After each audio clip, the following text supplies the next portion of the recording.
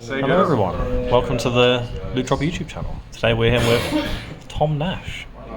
What deck were you playing today? I went back in time 8 years and I played Shaddoll. Woohoo! Shout outs to these people, you're still my field centre after all these years. Thanks cool. to Jacob, Callum and Cormac. Okay, a Shaddoll deck. We like Shaddoll decks. Everyone likes Shaddoll decks. It's been a long time since I played a list like this. This format was actually before I played Shaddoll, so it was a bit of a learning experience for me. Lots of deck profiles this week. There are some Shaddoll monsters. This is a decent ratio. If you're going to not play against the mirror, you'll lose one of these and one of these. And that is a slimmer lineup. 3 Hedgehog was seen as the next adaptation back in the day, and then this format ended with the release of Secret Forces. So the Time Wizard format we were playing is the release of the Hero Strike structure deck with Dark Lore, which is sort of the end of Secrets of Eternity, where this deck got stronger, where Clifford got very strong, and Burning Abyss were still pretty good. So we play some Shaddoll cards. And then you have to play some really big Chaos monsters, because it turns out Shaddoll cards don't end the game. Look, Ghost Rare Dad. We do have the Ghost Dad and the BLS Envoy at the beginning. And then we have 5 Dragons. It is generally seen that white is better than the Dark One, because the Dark One cannot banish a Shaddoll monster from your graveyard, whereas this can banish any Shaddoll monster from your graveyard, sets up for this guy, and then these loop into these, backwards and backwards and backwards. It's very fun to play with 3 Wyverburst. I've not done that for a while. BLS and Dad are very good. Dad pretty much wrecks a board into an ending push consistently, which is pretty good back in 2015. The deck is often referred to as Decadolls because this card is really, really, really good.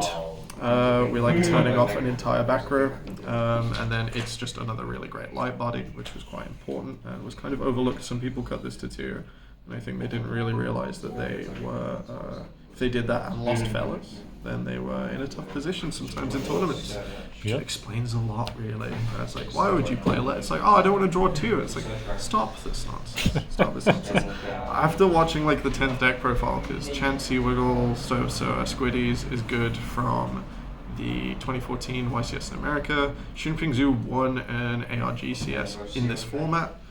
Who else? Themyscisis with his first top at Madrid was a good watch. It was the format for this one, so they let Super Poly in. God, we miss Super Poly. Thanks for having it back today. The most important thing when it comes to Time Wizard in 2015 is every card has to be powerful and not be a -1. So it's a shock to see some people playing Effect Baylor today. Talking of not being a -1, I didn't see this all day, but it was in the deck. This was an adaptation that Shuping did. It was really, really cool.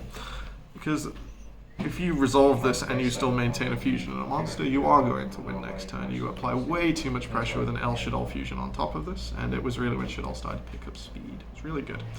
We then also play some of the best monsters to put in your graveyard, and the best way to get them there. Mathematician down into Fellas. It's really, really strong in this format. It will either begin to end the game, or it will set you up with the Shaddoll of your choice. Ability to draw a card if you want, or 15, gets over some things. Not Scarm, though, you might have heard earlier. We also played one more Battle Trap. I haven't come to locals in a long time, and if you go up against Clifford, this deck really, really doesn't have a good time till it's in the side, with the exception of if you beat over towers, Clifford is toast. So there's one honest in there, just to go a little bit further. So you need to play a little bit. Yeah, to get over the Dad, Eclipse Wyvern, really important. This is your first send off of El Shaddoll Fusion for Constructs. Setting that up while you have few Darks in the graveyard. I got to Dad so many times, it's just like really, really consistent, really, really nice. You have to play 6 copies of Polymerization. One of them even goes fast in the battle phase or your opponent's turn. So if BA start to make plays, and then there is an opportune window time, like Channeling 1 Tour Guide, Channeling 2 is this, they're stuck, great times had by all. Lots of decks today played around Shaddoll Fusion by not fusion summoning a monster. You can't rely on this card just being the gas, but frequently it's the gas, which is cool. Sending from deck, if you're not familiar with Shaddoll, even today, really powerful. Yeah, generally fusing from deck's pretty good. It's crazy that this deck got like a new fusion monster and a new trap card in 2020, and suddenly it was the best deck for a weekend at a American 3v3 YCS. Yeah. Crazy, absolutely crazy. Sending cards to graveyard is good. This doesn't necessarily do anything at one time. Can't trigger Fellas. Don't make that mistake. Fellas has to be sent by a monster effect. But saying this card is at worst in MST by sending Dragon or Squamata then Dragon, and then you're modulating Darks in your graveyard for Dad.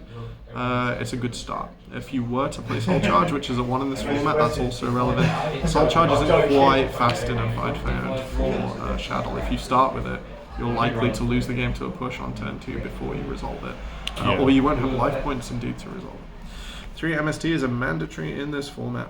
This deck cannot play Vanity's Emptiness effectively, but you must be able to act it, because trading 1 for 1 with Shaddoll Fusion on that is threatening and horrible. To also push that forwards, Raigeki is really great to just clear a board. Pushes of like 3,000 to 4,000 damage generally end games in this format, and this facilitates that quite well. You do have to hold on to your cards until that push comes through, though. If you go too soon, you get nothing. This should have never come back. That was fun. Poor third place player. Hi, Elliot. Hey, Dan. I drew this 3 times. 3 times. I had 3 Dantes in my Shaddoll deck. It was great. In the blind, this is generally seen as the accepted lineup. Some people continue to play 3 of these because they would choose to go first, which is very silly. You want to go second with this deck every single time. And then you would lose both of these second post-siding, which allows you some extra room for some more fun things. Let's do the extra deck first, but let's remember what we just spoke about with side deck hands. No, I did not put this in order, so let's quickly go and get 3 of the best card ever printed, my favorite card ever. The ultimate is at home in a case. These ones are here. El Shaddoll Construct. So good at just pushing through big boards. Sending a card from deck to graveyard is just so good. So good. The battle stuff, that's all extra. That's just nice. I played 3 window. This is reasonable to cut to 2 in this deck. Deck building of the time was very conservative and not super creative. Cutting this to 2 is completely fine. If you play the mirror, the third can come up because you're starting to trade with their fusion spells to make it the only thing they get, and they have to commit to add the window, then they're not attacking you, then the game goes for like 20, 30 turns. I miss you, Elliot. If you ever do see this, played a lot of Shaddoll together before Euros. Dublin 2015. One Shekinaga, a lot of people were bumping this up to 2 at the time. I think 2 is completely fine. I think Glow Up Bulb and 2 of this is pretty good. That gets you into Star Eater quite nicely. But that's relevant if Star Eater is relevant at your local event. In this case, because we're not going to Nationals Euros 2015 format anymore. Please, Konami, Time Wizard Premier events, big Premier events. I know we're having a big Edison at Euros. It's gonna be a great time. I think so. I wish I could go. Me too. This into Star Eater is great because Towers says -500 on everything, and Star Eater says when I attack, you can't affect me with anything. I'm now Towers, and it's bigger, which is really cool. Rank 4s. You might notice one's missing. These are both really good. Revolval Chain was when people were starting to get creative. It's not a necessity for Shaddolls at all. Exciton is a necessity because sometimes you will have multiple back row to play through. You'll have like a board that's half and half. You can't get key it. Harpy's Feather Duster wasn't available. Lightning Storm isn't there. Evenly Matched isn't there. Exciton is the answer because making Dragon and a Squamata or 2 4s or a Denko into this, you just send it away. Castell is mandatory in this deck. My Castell is not yet. I figured that out in turn 1 of game 1. My opponent made the Dante and I was like, cool, it's rank 4 plus push, let's go. I was like, where's Castell? Awful, absolutely awful. I've left it on the side and I counted 15 and then I just went to the event. Play Castell. Mandatory. So sad. Arcanite Magician, also mandatory. We're going to sort of go in order of importance and strength. Arcanite Magician is really, really good. It's good to consolidate a Winder and something, or not a Winder and something. A 2 and a 5, so sometimes Winder, but often Beast and Falco, or Beast something Falco. So Arcanite Magician, you get the light on your next fusion, you get to pop 2. There is Tom Payne's really old Lights one Shaddoll build where he'd load this up with Tempest Magician and then like railgun off his opponent's field. It's really fun. You can do that, it's just not quite as consistent.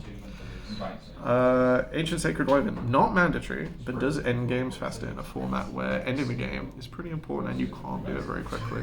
This is like a double attack, so if you have an advantage life points wise, this gains that advantage. If you're at a deficit, you lose it. If you play Upstart Goblin in the main by cutting the sideable cards like the Falco, the Beast, by presuming you're not playing Shaddolls, you can't play this on top. You can't push the game with it. So I did make it today, which is why it's in, and I'm a big fan of it.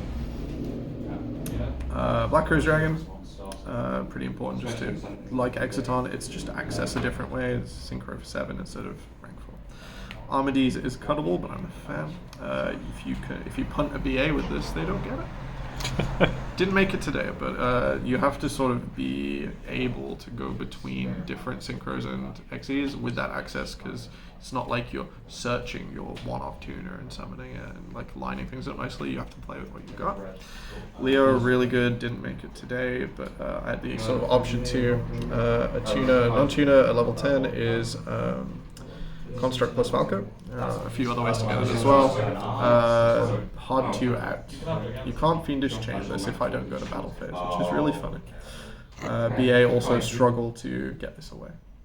And last one is HTS Syhemoth. This was really popular at the time, and I'd not seen it before this week. This is DD Warrior Lady at a Synchro 6, which is really cool. It's not as cool as Castallo. If I knew there'd be a lot of BA, this would be kept in. But I'd maybe remove Wyvern and put in Castallo. Could also maybe take out Chain. I did make Chain the most out of the like non-fusion monsters. But that's mainly because I wanted Castel.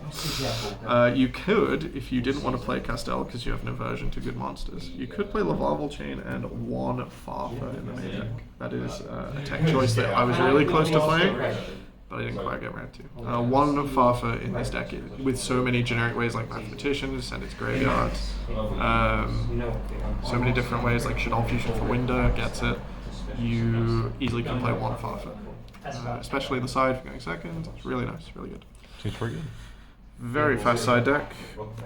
These are sort of the creative trap choices. I expected many people here aren't as old as me, I cry every time. Wouldn't be playing around Mirror Force. Joke's on me, I saw more people playing Mirror Force than not. Funny how that works.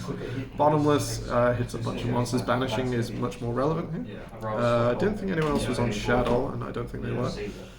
They can be useful there. Going first, you bump up your trap line up to maybe like 6. You expect to see 1, and you've got your either Chaos or Fusion play tank.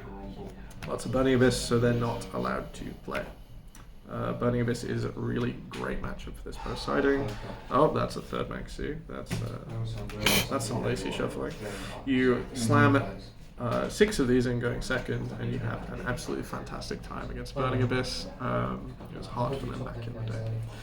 If you're going first against anything, including Burning Abyss, you drop these in. Because you can either fusion into something, drag it into something, and just slam the vanities on top, similar to the way BA just puts a whole bunch down, slams the vanities on top, and smiles at you. Going second, the sort of default in for the 2 Shadow games is these.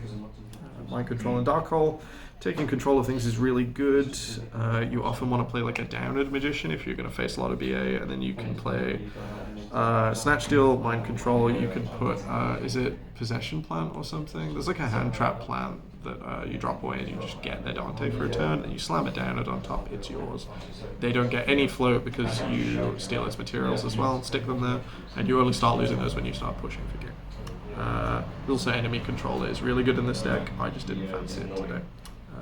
Contributing your own stuff is much harder today back then than it is today. Yes, won all the matches. Round 1 BA. We had a good time. I drew Snatch Steal 3 times. Found out I didn't have Castel on the deck. Ouch. Then you got one off me 10 minutes later. Yeah, I traded for her an ultimate one not long after, so I can play this even shinier than it was before. Round 2 was... What was round 2? Yeah, there's no action. Yes, I played against Battery Man round 2. Battery Man, let's go! Which was fun, scary at times, but very fun. Played Stokes with his Battery Man back in the day, so I was prepared, oddly prepared to not commit wholly to the board and get wiped. Then round 3 was Ghost Trick Medalchi. I'll send this to Doyle after. This is like a recount of Patriot Games Locals 2015.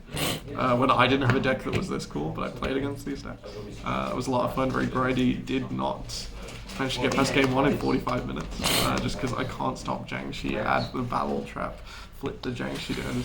Yep, stalls you forever. Endless. Absolutely endless. But we did go net damage 3 turns in a row, which is... Yeah, he needs to play Cauldron of the Old Man. Just start racking up damage. I think there's... Is it Medalchi Knights is really good in that matchup? Yeah. I remember there's a trap card that really blows out Shaddoll. And if you play... So, played against oil loads in the past, so I was prepared for Medalchi, and then last round was Artifacts and Trap Tricks, which was unfortunately a blowout for him drawing Deku twice. Deku's really good. Well, no out for him. No out. It's the sort of end of the Hat era, where Hat like really dwindled away. So it's a very bold choice.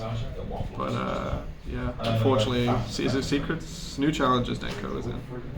Very brutal to Trap Tricks and most slow strategies. Required to stop BA, setting like a Burning Lake and a good trap card and just winning every game against nearly every deck that isn't Cliff 4.